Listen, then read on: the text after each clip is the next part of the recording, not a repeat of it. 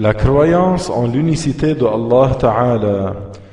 Allah Ta'ala dit « Laysa kamithlihi shay », ce qui signifie « rien n'est tel que lui » Surat Ash-Shura, verset numéro 11. C'est-à-dire que Allah Tabaraka wa Ta'ala n'a pas de ressemblance avec les créatures.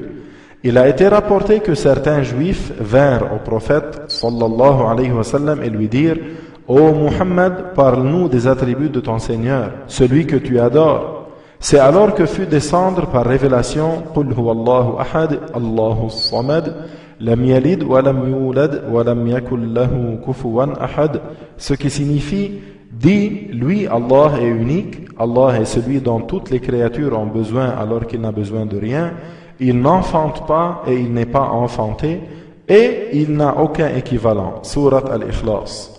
Puis le messager de Allah sallallahu alayhi wa sallam dit ce qui signifie « Ce sont des attributs de mon Seigneur Azza wa Jal ».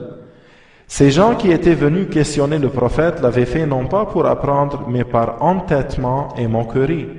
Ce que le prophète leur a répondu indique que Allah Ta'ala a des attributs, que Allah n'a aucune ressemblance avec les créatures et que ses attributs n'ont aucune ressemblance avec les attributs des créatures.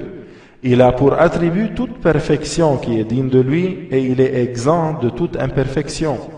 Allah Ta'ala dit ce qui signifie Allah a les attributs qui n'ont aucune ressemblance avec les attributs d'autres que lui.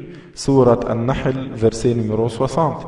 Ainsi, tout ce qui est autre que Allah est créé, à savoir la totalité de cet univers.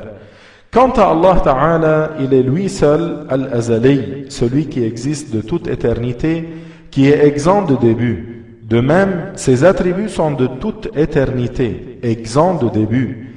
Les attributs d'autres que lui sont créés, changent, passent d'un état à un autre, alors qu'il n'advient à Allah Ta'ala ni évolution ni changement.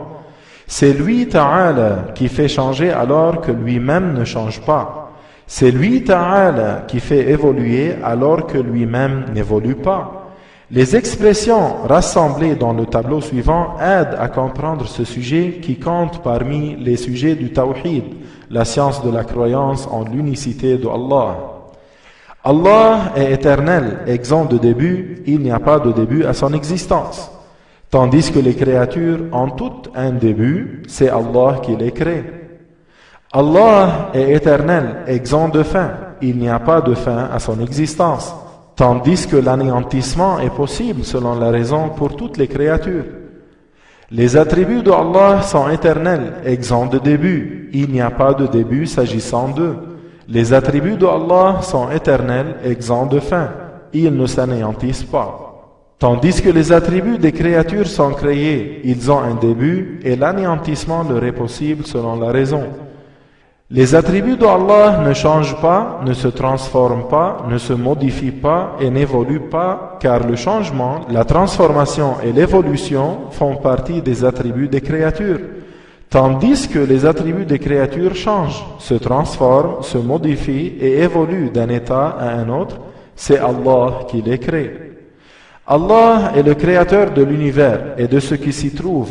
Il est le créateur de la nuisance et du profit. Il est le pourvoyeur des esclaves et le créateur de leurs actes.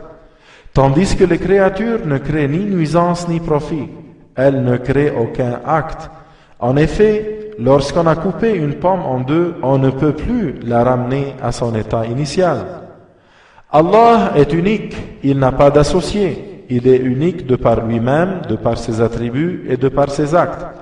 Tandis que les créatures présentent des formes multiples et des couleurs variées. Même pour des fruits d'une même espèce, il y a ceux qui sont sucrés et ceux qui sont acides. Allah n'est pas un corps, il est exempt d'avoir des dimensions, il est exempt d'endroits, tandis que les créatures ont des dimensions et des endroits qu'il occupe. Allah n'a pas besoin des créatures, tandis que les créatures ont besoin de qui les crée. Elles ont besoin de Allah. Allah, lui seul, mérite d'être adoré. Il n'est de Dieu que lui. Tandis que les créatures ne méritent pas d'être adorées, car elles sont dans l'incapacité de créer et elles ont besoin de qui les a créées.